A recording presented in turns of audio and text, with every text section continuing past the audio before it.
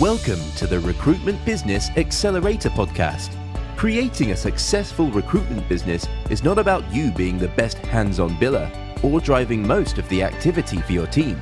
It's about you becoming the best strategist, marketer, and leader so that you can create a powerful business that grows quickly and does not depend on you.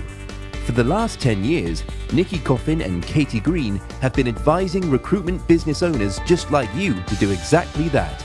If you want to grow your business by 20% to 250% in 6 months or less, half your hours, and build a powerful recruitment business that doesn't depend on you, keep listening. If you want it faster, visit centeredexcellence.co.uk/apply. Here's Nikki and Katie.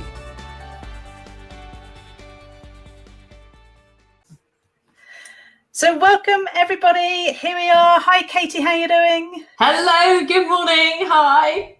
We're ready to rock and roll on our second ever live episode of the Recruitment Business Accelerator podcast. Now, this is where we share with you recruitment business owners, directors, managers, top tips and strategies that you can implement really quickly into your recruitment businesses to really shift to rocket your results, get your team performing at a high level, and also growing your business with balance.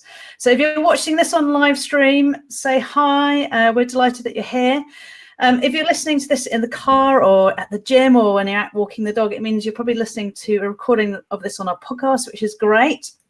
If you do want to join us live where you can ask questions and be interactive, then come and check us out on our Facebook page, which is Centered Excellence, or YouTube, because that's where also these recordings will be too. So before we get started, if you're watching, please say hi in the live stream. And if you feel you've got anybody else in your world who you think could benefit from these top tips, just tag their name in the comments section and they will then be able to see the recording too. So second ever episode. So last week we talked about 5 easy steps to absolutely gain back your time to 10 times your productivity and also reconnect with your mojo. And there were some really cool mindset shifts that we were talking about that will make your time much more balanced on a day-to-day basis. And then we covered some really easy strategies to implement that would create, between 4 and 6 hours extra for you today, but most importantly, getting you working in flow. So if you haven't listened to that episode, it's saved on our Centered Excellence page. It's also on our website. So go to that to have a look at that recording. Now, today's session I am really excited about because this could be a life changer for a lot of people. And so I'm really excited. Katie, over to you on this. Yeah, I am super excited about what we are going to be sharing with you today, because this week, we're going to be talking through one of my all-time favorite strategies. And this is about how you achieve more than you thought possible in the next 90 days or less. And this, I think, is got to be one of the best hacks to guarantee that you're going to smash your target between now and Christmas. And this is a personal hack that I use myself in my business every single year. And it ensured that we smashed our target at the end of the year. So it meant we finished on a high. Now, this is really important because Nikki and I talk to our clients and people in recruitment every day. And contrary to what I hear is a myth in the industry, which is about this time of year when you come up to Christmas and, oh, Katie, everything slows down. December, such a difficult month. There's no one around. No. Do not listen to that. It is not true. So if that's what you've heard before, I want you to reframe your mindset. And in this session, we're going to show you how it doesn't need to be that way. It can be totally different, because the run up to Christmas is actually the best time to achieve incredible results. And right here, right now on this podcast, we're going to show you how to do that. So in today's episode, we're going to be talking about exactly how you and your team could have the best quarter ever on the run up to the end of year. So we're going to be giving you 5 hacks that guarantee that smash your target in the next 90 days or less. So if you're behind on your target, if you're worried about the fact that, I don't know, I've got 12 weeks left to the end of year and I just can't see right now from this position how I'm going to achieve that, stay tuned, because by the end of this call, you will. Or maybe you've had an okay year and you want to guarantee that you finish on a high and you want to have your best year ever, and you want to max out what you can do in your performance and smash that annual goal. Then again, you are going to get the absolute takeaway, the formula for you to do that. So, yeah, I really, really love what we're going to share with you today, because this is all about how you can put your foot on the gas between now and Christmas, and you can make up any deficit that you might have. So this is going to be really life-changing. And the thing about these hacks is I think you can play these strategies sort of twice a year, because there's certain things that it will do to create a significant level of momentum. And it's a bit like if you're running a marathon, you've got like you'll see people doing like a sprint finish, and that's what we're talking about here. But if you were sprinting all the way through your marathon, you wouldn't get to the end. So that's why the strategy, it can be played twice a year at this sort of level, but you wouldn't be running at this speed all the time. So we're talking about like up to Christmas. It's such a great time to be doing that now, but you could be using this strategy earlier on in the year. Say, for example, your year end finishes in March or in June. You can be using it any time of the year, but it's a time framed strategy that you wouldn't be running all the time. The other thing I just want to say is, at the moment, so when we're recording this just after the summer, and we've had quite a lot of people coming back to say, oh, are you noticing it's really quiet? And certainly in the UK with this the Brexit going on, is that affecting things? And what I'd like to say is Brexit has got absolutely nothing to do with the slowdown in your business at the moment. Your current business environment, if you track back to what was happening 6 weeks ago, and you look at your activity, and that is why, if you're having a quiet time at the moment, the activity was happening 6 weeks ago will have a direct correlation to what's happening today. So if it's slow today, it's because the activity wasn't done 6 weeks ago.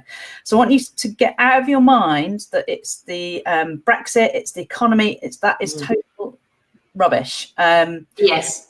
And so what we're going to be sharing today is, because if you are in that place where things are slow, there's things you need to take action on straight away. And that's what we're going to be covering today. But I also want you to get out of your head. It's got nothing to do with the economy, the environment, external sectors. It's purely linked to your activity. Cool. So the other thing about this, and we talked about these hacks being life-changing, we have seen incredible things happen within our client base when you start to implement these. So one of our clients, Jessica, she generated an extra £1 million worth of sales in 90 days using these hacks. Also, another one of our clients, Tom, who had a team of 4, generated an extra £350,000 using these hacks. Another one of our clients, a chap called Ed, who was behind target by about 250,000. He just had to magic that out of nowhere within 10 weeks, actually smashed his end of year target using these hacks. So we've got many, many more clients who have experienced significant shifts. And we talk about achieving more in the next 90 days than you've done in the last 9 months. You can really change your life. So that's why this is so cool. And you'll see that they're all simple. They're all good things that you can implement immediately within your business. So let's go straight into the first hack, which is very simply to get absolute clarity on what you want to be achieving in the next 90 days. And when I'm talking about clarity, you want to get really clear on a figure that you want to achieve, or even that you need to achieve in the next 90 days. And with this figure, and we're going to be talking financials because that's how we can signify whether we're on target or not. So you need to write down the figure that you want physically in your bank. And it's almost like you can then picture that figure in your bank, or you might, so you write yourself a check, something that's tangible that you can physically feel and see. And actually you want to be grateful for it now. So you're almost thanking the fact that it's en route for it coming right now. So you need to get specifics in terms of the number, whether it's pounds, pennies, pence, dollars, whatever it is. Now, from that, we then need to be breaking that figure down into really specific key success factors, or KPIs that most people will know about them. So from that figure, we want to know how many number of placements that you actually need, and also the number of jobs, number of CVs sent, number of first interviews, second interviews, contractors out, extensions needed if you're in the temps of contract market. So we want to get real specifics on activity. And the reason why I need this is the only thing that you can manage and you can influence is activity. And you can't, for example, make a candidate accept a job. You can't make a client offer a candidate. But what you can do is manage the amount of activity that's being done by your team. And so first of all, you need to get really clear on, like, what does that look like? How, what are the numbers, what are the figures with that? The other thing is, when you write it down, so what gets counted counts. But more importantly, what you focus on, or what you focus your energy on, you get more of. So if you become really, I call it anal, we call it like banging the drum with certain activities. If that's all you talk about, and you focus in on that activity pretty much all the time, that's what your team will also begin to focus on. And when you focus on that, you actually get more of that activity actually happening. So it's a mindset shift, but it's also about a habit change. But the first point is to get clarity on what specifically do we want to achieve as a team. Now, once you've got that as a team, you also need to make sure individual consultants have got real clarity on what their activity is, and more importantly, why they want it. And this is also important for you, because when you've got enough reasons why you want something, you can achieve anything. So we call it like the what's in it for you. And so to get your team on we call it on the rocket or on the bus, you need to, first of all, explain to them, or get them to really understand, what's that going to be? What's that going to give me? Why is that important for me personally to have that that achievement? What difference is that going to make in my life? And actually, why do I want it? So as well as having this for you and for the team, you need to make sure that your individuals have got very clear, specific activity, and also their reasons why they want to achieve it. So that is the first. That's the first thing that needs to happen. So let's take that from there, because that's a really good point. So you've got this figure, and your team have this figure, and you've worked out, your reason why, what's the purpose of the figure, you've got specific about it. And now next stage is you've got to create an action plan around that figure. Now, this is what we call reverse engineering, because what we want to do now is we want to work out how you're going to reach that target. So it's a really simple way for you to do this. So whether you're contract, or whether you're interim, or whether you're perm, you're going to take either your average fee or average contract margin, and you're going to work backwards. You're going to reverse engineer how many placements then, how many contracts, how many bookings filled do we need to achieve to hit that target. So I'd start as your overall, so your team goal, and then from that, you're going to break that down into specifics for each person from there. But the first thing is start with that big goal and work that backwards. So you're going to divide your target by your average fee, for example, to calculate the number of roles you need to place. So it's a really simple math. So I don't know, if you need to achieve, let's quickly work it out. If you needed to achieve 250K by Christmas, and your average fee, for example, is £5,000, then that means you need to make 50 placements in that time frame. So whatever that figure is, reverse engineer that back. So now once you've done that, you're going to know how many jobs you need to fill, because it's going to tell you that if I need to fill 50 jobs, then I need to now go back to say, where are those jobs going to come from? So we now know how many jobs we need to fill. The second figure that we need to look at is how many candidates you need to fill those jobs with.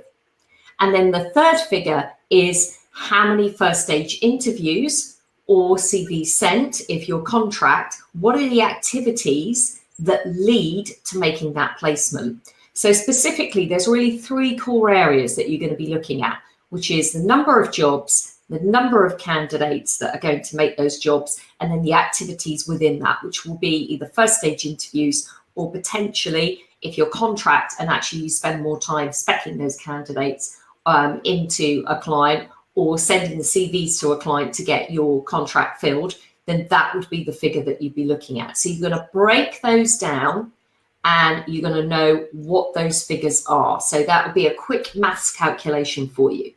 The next thing you're going to do is you're going to review your job stock. So you're going to look at which roles can be filled and can start before Christmas. Now, this is key because you want the roles that are going to start before Christmas. Otherwise, that revenue is going to be falling into January.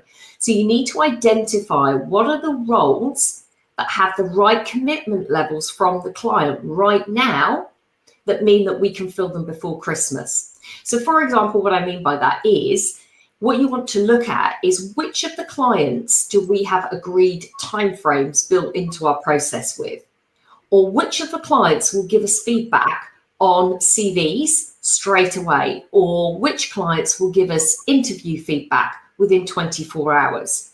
So you are going to be looking at where are the committed clients that we would definitely know that because of their commitment, we could fill that vacancy before Christmas. So again, you're reverse engineering that based on the timeframes that you've got. And Kate, can I just add in on that? So when we're talking about looking at job stock, you're literally going to go to your team and you're going to sit down with your entire team and you're going to say, right, let's look at every single live job. It's like a job audit. And I know this might sound basic, but this is what you need to do. Is get down and dirty and get into the detail and, you know, asking these questions, you know, like how long has this job been live? Should we be working this job? How many other agencies are on it? When's the start date? Have we got interviews actually confirmed and booked with this client? Because if it's a no on any of those things, then you need to, you know, rip that job up. And there'll be times where I'd actually be chucking jobs into the bin from my consultants because they couldn't do that on their own, because they thought if I have lots of jobs, then I'm going to be safe. And actually, it's not. What we want is, it's the 80-20 rule. What are the 20% of jobs that's going to give us 80% of our results? But we need to know what current reality is and where we're starting. Right. So you want to do this exercise with each of your team members in your team. So at the end of the process, you're going to have a hot list of priority roles that you and the team are committed will get filled before Christmas. So this is a hot list that, for example, you could put on your wall and it will have a deadline decision date. So you're going to create a deadline decision date for every single role that is going to get filled before Christmas. And that's also going to have a revenue amount next to it. And then what's going to happen is each week as you go along, you're going to tick these off as they get filled, and you're going to calculate the revenue as it's coming through the door.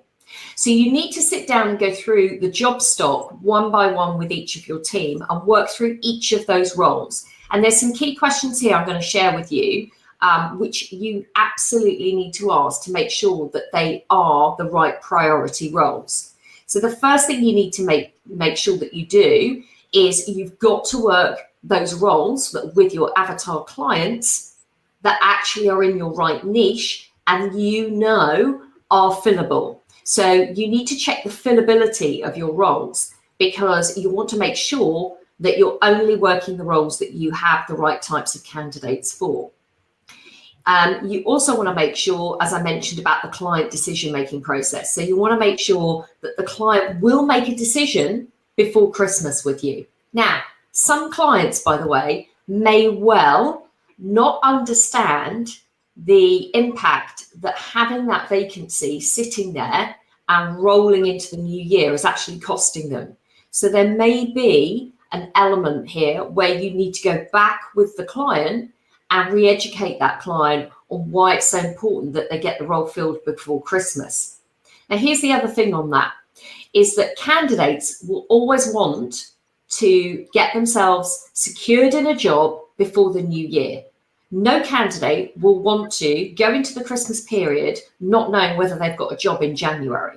So again, these are all selling points that you can be talking to your clients about that will support you to fill in those roles. So it's really, really important that you do that, and that you assess the probability of filling a role before Christmas, and then you break it down. You can also be looking at your candidate stock and making sure that the candidates that you're putting forward to a role, first of all, how many of our candidates are non-workers? So how many of our candidates can actually start before Christmas? And if they have got a notice period, then calculate that in, because actually it may still well be, certainly at this point in time, that those candidates can start. And if they are on a notice period, the other thing that you can do is you can very often shorten that period. So how many of our candidates have got holiday left? How many of our candidates could renegotiate to leave earlier, particularly depending on their level of experience? So you want to get very, very savvy about your candidate stock as well as your job stock, so that you're making sure that you can match the two up to get them filled before Christmas. So you may want to spend some time reinvigorating candidates on your database, servicing your candidates, being really proactive in your approaches with them. You can also be looking at doing videos to advertise for the types of top roles that you have available now. You can be asking for referrals for every candidate that you meet, and make sure that you're getting names of people that you can proactively source. You can also be looking at social media activity to generate these types of candidates, and you can create a touch point system to uncover these people. So there are lots and lots of things that you can be doing to make sure that you get the right types of jobs, or you have enough of the right types of jobs, and you have the right types of candidates. So basically, something to add on that. So because you're looking for candidates that are immediate starters, it's really important to have that at the top of your mind when you're asking for referrals, because you'll be asking for referrals, but you'll be adding then the question, somebody who's looking to start before Christmas, because those candidates that you want to be attracting. So be very clear when you're asking for referrals what it is you actually want to have. Yeah. So the key question for you to be asking your team the whole way through this process is a really simple question. What could stop this placement from happening? Or what could stop this contract from happening? And then you're going to create solutions for this. So this is a question you need to be asking your team every step of the way, not just once, twice, 3 times. Every time they take an action on a job, they need to be thinking, what could stop this placement, this contract, this temp booking from happening right now? So they need to be checking with the client and making sure that they're asking questions, control questions around the candidates that they're putting forward to that client. Who else is in the process? Who's in the interview process? What are the timeframes to the applicant process? What other agencies are they using that could also have candidates in the mix? They need to be thinking about asking questions about any reservations the client has about the candidates. They've got to be controlling the process the whole way through to make sure that you're going to achieve filling those roles in that time frame. So it's really, really important. And a way that you can systemize this as the manager, or leading your people, is to create, for example, like a checklist with these hot jobs, and also checklists with your what we call the MPC candidates, your most placeable candidates. So, one of the things I would do is be able to go up to anyone's desk and say, right, show me where you're at with this job. And we would have a checklist of the actions that they needed to do and the questions they had to ask the clients. And it just made it much easier to see where people were at, and potentially where else they'd missed, or what else needed to get done to guarantee that we could push that placement forward in the next 12 weeks. Yeah, absolutely. So there's so many initiatives that you can be taking. Do make sure that your shop window is brimming with the opportunities that you've got. So make sure that your website has all the roles that you want to fill, so that if a hot candidate is looking on your website, they can see the opportunity there. Definitely be using social media to proactively go out there and be talking about the roles that you have at the moment that are live and that need to be filled.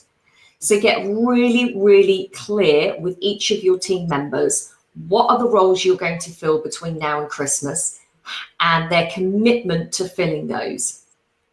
Okay, so moving on to the next point, or the next hack, which is becoming absolutely ruthless and laser focused with your time, because this is the key with this is you've got 12 weeks to turn your business around or to really shift it up, 10 gears. And the only way you can do that is to focus on stuff that is going to give you the highest return. And also, there's many things you can do, but what we are saying is keep it really, really simple. And so, Katie, what are some of the things that might distract this, from a time perspective, stop people from being laser focused?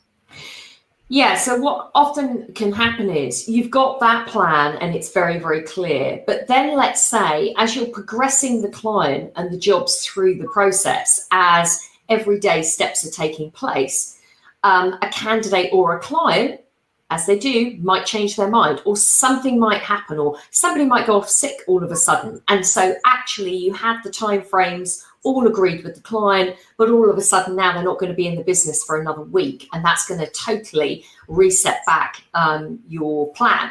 So what you need to do is be aware of what are the distractions, or what are the things, again, that could stop these placements from happening. And then what's our backup plan for that? So how do we make sure that if that situation changes, that then I realign my plan to make sure that I still have that laser focus, and that any distractions that might come in, like let's say a client, one of your favorite clients calls you up, but actually the role that they want you to work on is not that committed role, is not that gold job that you're going to get placed between now and Christmas. So is that actually a vacancy that you want to high prioritize? Possibly not. Well, definitely not. And I think, this is a thing where, one of the ways that Ed managed to smash his 250 grand was he sat down with his team and they worked out, what's the activity that is urgent and important? What's the activity that's important but not urgent? What's the activity that's not urgent and not important? And what's the activity that is not important but seemingly is urgent? So, for example, like Katie, you're saying, these clients that phone up and they've got a job that you just know is not a gold job, or it's actually not a committed job. Even having a 10-minute conversation with that client is 10 minutes that you could be spending on marketing out an immediate start MPC. So what Ed did with his team was get really clear, and actually I think they did an exercise with post-it notes, what are the activities that would fit into each of these areas. So the urgent and important was gold jobs, MPCs, immediate starters. That always literally went straight to their priority thing, that they got that done first. Then when they'd almost finished all of those tasks, other things that be in the important but maybe not urgent is like generating other live jobs, marketing out candidates, talking to clients where potentially there is going to be some good quality jobs coming up in the next 12 weeks, but stuff that maybe not immediate and urgent. And then the stuff that was in the not important but urgent category. Like if somebody phones you, most people just by nature will go, oh my goodness, somebody's phoning me, I better answer the phone. And actually that's a habit to get out of, because you need to be saying, right, should I be speaking with this person now? Is it key priority? Yes or no? If it is, answer the phone. If it's not, then you want to be delaying it. Things like, spending hours searching on job boards for candidates. Again, is that a good use of your time? It might be if you get quality candidates, but if you're getting your best quality candidates from keep in touch calls to the database, asking for referrals from the database, connecting with people, then that's where you want to be spending the majority of your time. So when Ed did this with his team, they basically said, I'm allowed to say no to a client who's not got a priority job. I'm also not going to spend any time speaking to candidates and not immediate starters for this time scale. I'm going to not going to have a cigarette break. I'm going to have a really focused time on activities. I will have a lunch hour or a lunch break, but it will be very succinct, and then I'll be ready and planned to go when I'm back in. So they came became really conscious and really anal of where they were spending their time and got really clear on what they were saying yes to and what they were saying no to. Yeah. And because it's for, 12 weeks, and we're talking about like really pushing people and upping the momentum and upping the speed and the focus of what people are doing, you can do that for a concerted amount of time. And so that's why it's okay to be really ruthless in this time, because if you do that, then you get the results. And I think you're right. And this is a really good exercise to do for your team, because part of this process over the 90 days is creating that really strong, I'm going to call it like a sports-like team culture and agenda on the total target. So you've got your team or company target as well as the individuals. And the individuals need to know what their responsibility is that leads to that team target. But also part of this is around the behaviors, is around the code of conduct of, right, during this time frame, how do we support each other and hold each other accountable to make sure that each of us achieves my own goals towards our bigger goal, but actually that we therefore make that wider goal a reality and that it happens. So there are things that you can be doing around like ultimate teamwork that will create that real strong bond and hold that whole team accountable to each other of what it is that we're doing. And using that laser focus really helps people to get clear on what I do say yes to and what I do say no to during that time frame. Because there are going to be things that will come left field that you can't plan for right now, but actually people need to know before it lands in their inbox or before they take that call how I am to behave and how I should react to that situation, because you can't be there all the time. So they need to know as a team how they're going to deal with those types of situations that will happen. So this brings us on to like the number 4 hack, which is create a competitive environment for this 12 weeks. And we call it like the ultimate teamwork. And the mentality behind this is if you've ever watched kids playing football in a park or in the street, there's a certain sort of momentum to it. As soon as you add goalposts in and you put people into teams and they've got roles, and you can see it speeds up, it becomes more competitive, people become more focused on actually achieving that goal. And that's what we're talking about with this.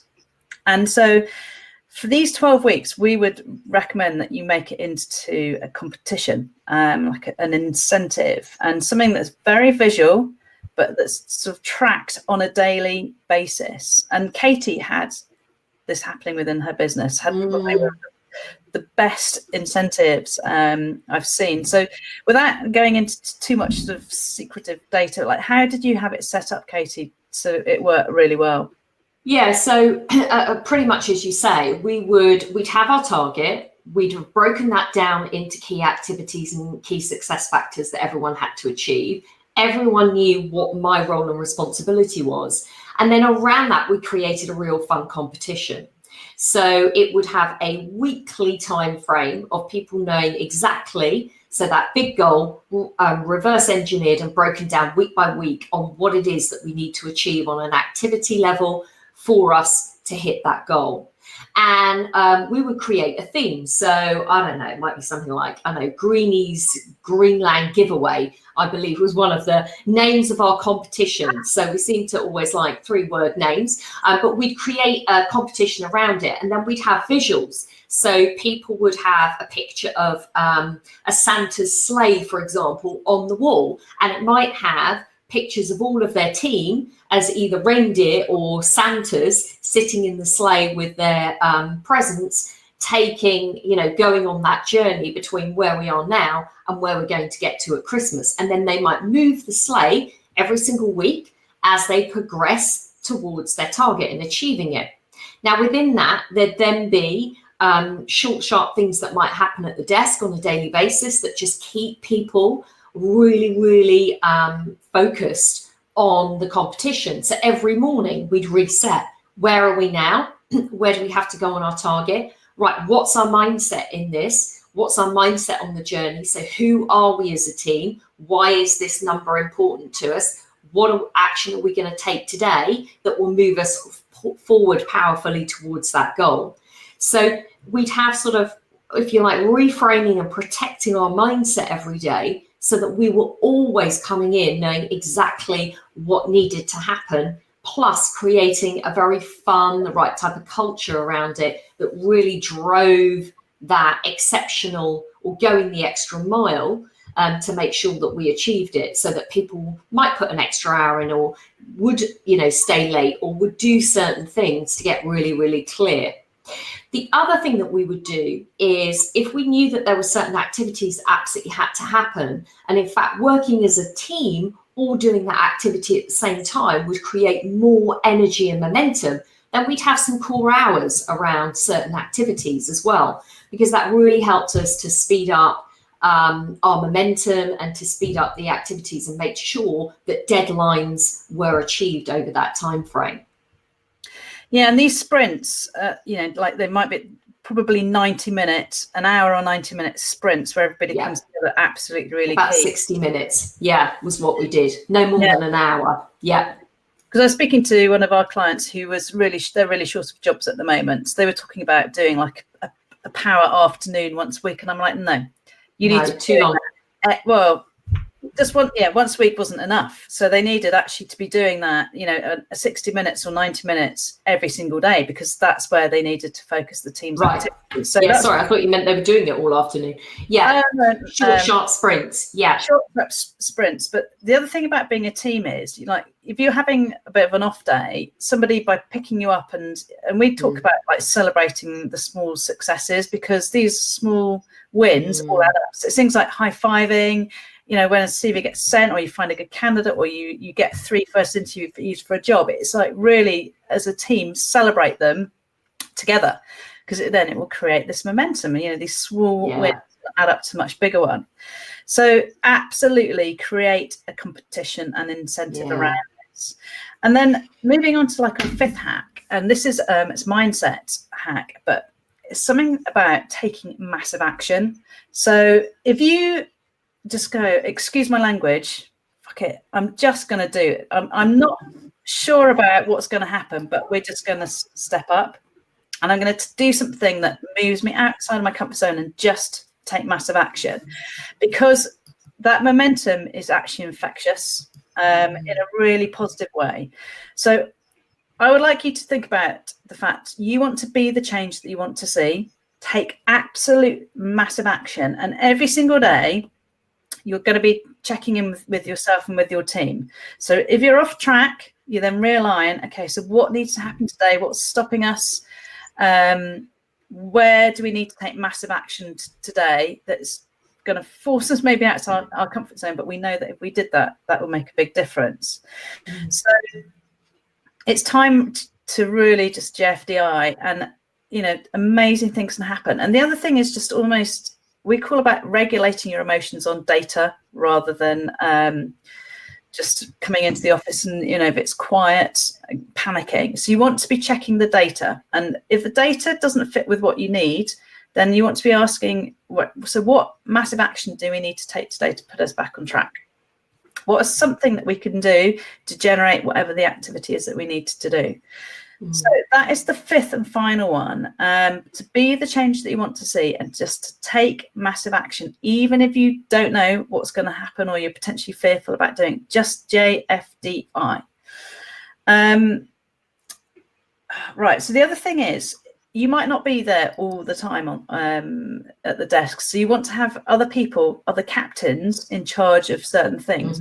This doesn't need to be somebody who's very experienced within your team. It could be some of your junior members, but get people so that they are in charge of certain things. So in my rugby playing days, we would have a captain, a vice captain, but we would also then have people sort of spotted, like mini captains. Our winger, for example, could see things that you couldn't see if you're in the scrum. Our fullback would be feeding stuff back in. So everybody had a role that linked towards the end goal of, we had one of my number 8, who was a brilliant motivational speaker. So she would do all about motivational chat. So get the whole team involved, some form of responsibility that links towards the end goal, and just encourage them to step up to take massive action. So, Katie, there's just, I think, one more thing we need to add in, because obviously the strategy is for 12 weeks. So what then happens beyond that? Because you might suddenly end up, you filled all the roles and then you have no jobs to fill come January. So just what's one thing that people can be doing in this time to make sure that they've got a flow of jobs? Yeah, okay. Well, certainly, again, this time of year is brilliant for FaceTime with the clients. And again, I actually see people shy away from going out and visiting their clients, when on the run up to Christmas, you have the perfect time to be going and seeing them. So if you're on an interim desk, then certainly drops work. We used to do gifts between on the run up to Christmas. So we would book client visits in and we would go and see clients, and it was a great excuse to just turn up on their door and say hi if you've got some chocolates for them or a bottle of wine. And when you've got that time with them, that FaceTime, it gives you the opportunity to gain higher commitment levels on the roles that you've already got, and or you can start talking to them about, right, what are your plans for next year? So what kind of level of recruitment do you see coming up next year?